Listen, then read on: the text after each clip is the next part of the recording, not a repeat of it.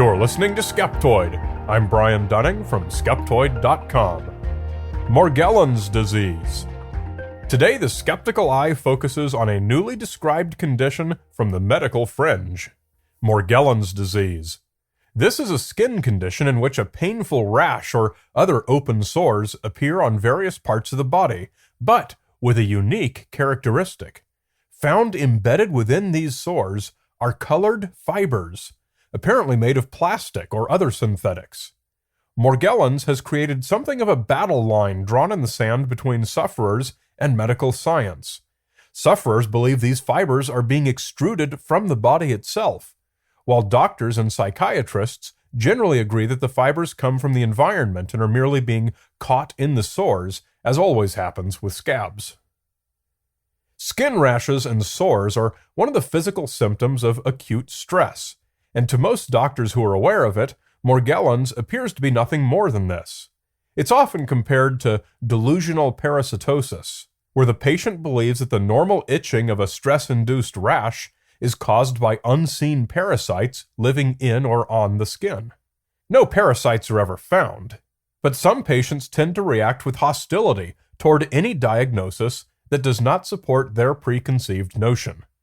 But doctors can only go by the best state of our current knowledge, and are the first to admit that we don't know everything about the human body or about diseases. So to take a truly skeptical perspective, we start by setting aside what we think we know and looking at the evidence, beginning with the history. Morgellons had a particularly inauspicious beginning. In 2001, a former hospital lab technician turned stay-at-home mom, Mary Leitao, noticed a raw patch under the lip of her 2-year-old son, Drew. She took him to 8 different doctors, dissatisfied with each diagnosis that there was nothing unusual wrong with Drew. She picked fibers from the surface of the scab and examined them under Drew's toy microscope. Her own conclusion was that the fibers were being extruded from Drew's skin, rather than coming from a blanket or stuffed animal or anything else that toddlers bury their faces in. Drawing on the word Morgellons from an old French reference to black hairs, she created the name Morgellons Disease. Leitao demanded that the doctors prescribe antibiotics, which they would not do given the lack of any apparent illness. She became obsessed with finding a doctor who would validate this new disease she'd invented. One doctor at Johns Hopkins wrote to another, "I found no evidence of anything suspicious in Andrew. Mrs. Leitao would benefit from a psychiatric evaluation and support, whether Andrew has Morgellons disease or not. I hope she will cease to use her son in further exploring this problem." Another doctor at Johns Hopkins agreed, and even took it a step further, stating that Leitao appeared to be a case of Munchausen's by proxy. Munchausen syndrome is where you pretend to be sick because you love getting attention from doctors and hospitals. Munchausen's by proxy is a psychiatric syndrome where you take a child or other family member and promote them as being sick to get the same attention. It need not be a conscious deception. Mary Leitao almost certainly does genuinely believe her son is ill, but the psychiatric pathology is the same. She has since gone on to found the Morgellons Research Foundation, which currently lists 14,700 registrants. An internet search today reveals that Morgellons has become conflated with chemtrail conspiracy mongering. Some believe that contrails left by airplanes are actually the government spraying toxins to sicken the population with Morgellons. An article on the conspiracy theory website Rense.com compares 2 pictures. One claimed to show a fiber from a Morgellons sufferer, and another claiming to show a fiber from chemtrail spraying. It says, "Common characteristics of both types of fibers appear to be similar size and chaotic, uncontrolled growth. If these fibers are the result of highly advanced nanotechnology, then we have found the disease, and possibly who is behind it. But what would be the purpose of forcing this ailment on the population? Torture? To create a new pandemic in order to sell a new drug for a treatment?" Many pro-Morgellons sources claim that the fibers have defied all explanation. They are not a human hair, they are not synthetic fiber, and they are not natural plant-based fibers. But I found 2 significant problems with these assertions. First, they seem to be nothing more than assertions, often accompanied by a story that someone looked at them under a microscope and was somehow able to rule out all known fiber compositions. Second, there's little agreement on the characteristics of the fibers, and thus no way such an assertion could be broadly applied. Some sufferers describe hard, solid plastic shards, often in bright colors. Some describe them as thick hairs. The most common photograph on the internet shows a tangle of fine filaments. Others find curly threads consistent with synthetic fibers from brightly colored blankets, carpet, or sweaters. So now let's look at the common medical explanation for Morgellons: acute stress. Acute stress is known to produce all the same symptoms reported by Morgellons sufferers, including painful itching skin rashes that the patients scratch, producing open sores that capture fibers from clothing and the environment.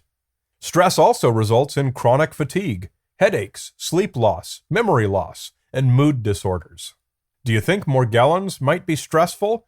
Here's a description of what it's like to have Morgellons from Mary Latow's Morgellons Research Foundation.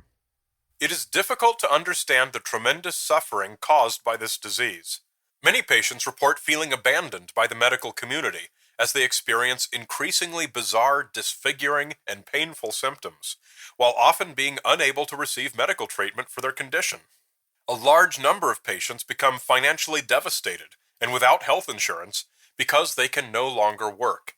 Most people who suffer from Morgellons disease report feeling frightened and hopeless. I've gotten at least a dozen emails from Morgellons sufferers over the past couple of years, and I've also gone to YouTube and watched the reports of dozens more. There's one thing that they nearly all have in common. They almost always say something like, "The doctors told me I was crazy, they told me I was imagining it, and they told me it was all in my head." In my experience communicating with such people, I've come to doubt that what they were told was actually worded like that. It was probably something like, "The causes of what you're going through are usually psychogenic," which the patient misinterprets and exaggerates into a straw man when they retell it. Psychiatrist Alistair Munro, author of Delusional Disorder, said, "The moment you mention psychiatrists, these patients get extremely angry. They say there's nothing wrong with their brain." You don't have to be crazy, and you don't have to imagine anything to experience these symptoms. It's common for people who are perfectly sane and smart to make erroneous self-diagnoses. The wealth of validating, affirming information on the internet, on sites like Mary Latow's, exacerbate this problem.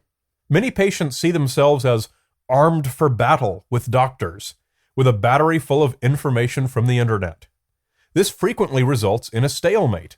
Patients charge that the doctors have closed their minds to the possibility that they suffer from a physical disease, and doctors find that patients have closed their minds to all but their own internet-supported self-diagnosis. So how do we bridge this gap? Both parties have to open their minds and take steps. The doctors have already done so. In early 2008, the Centers for Disease Control launched a major investigation to learn more about Morgellons, which for now they're calling unexplained dermopathy.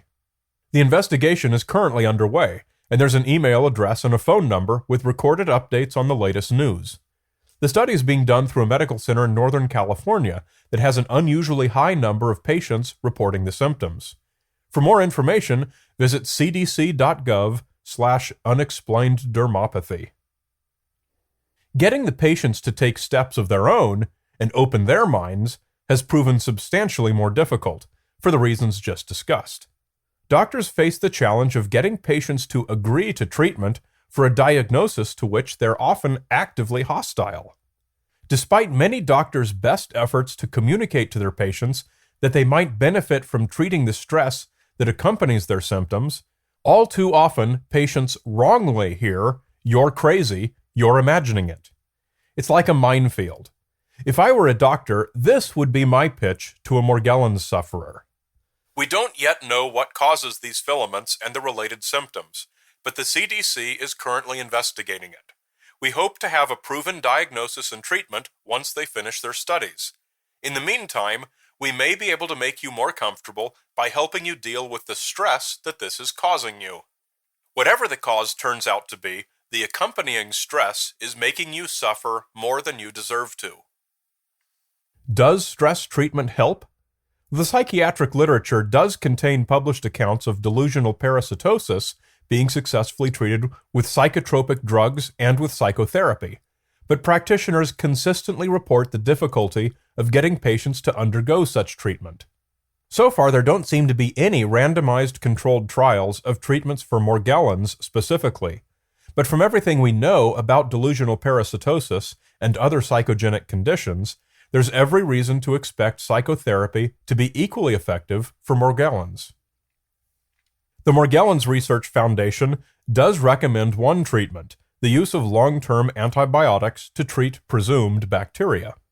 Although bacterial infections are known not to cause strange plastic fibers to grow from your skin, and thus are logically ruled out as the cause, the belief that the antibiotic will help can leverage the placebo effect to reduce or eliminate the stress caused by belief in the disease. In any case where there is no actual disease agent, a placebo of any kind has a good chance of becoming a partial or complete cure. But there are good reasons not to take unnecessary antibiotics, so non-drug therapies would be preferred if sufferers would be willing to attempt them.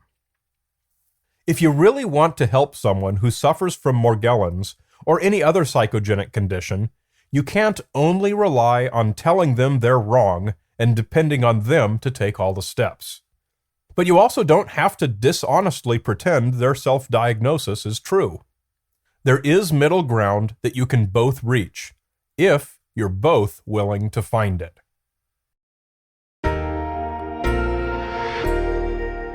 You're listening to Skeptoid. I'm Brian Dunning from Skeptoid.com.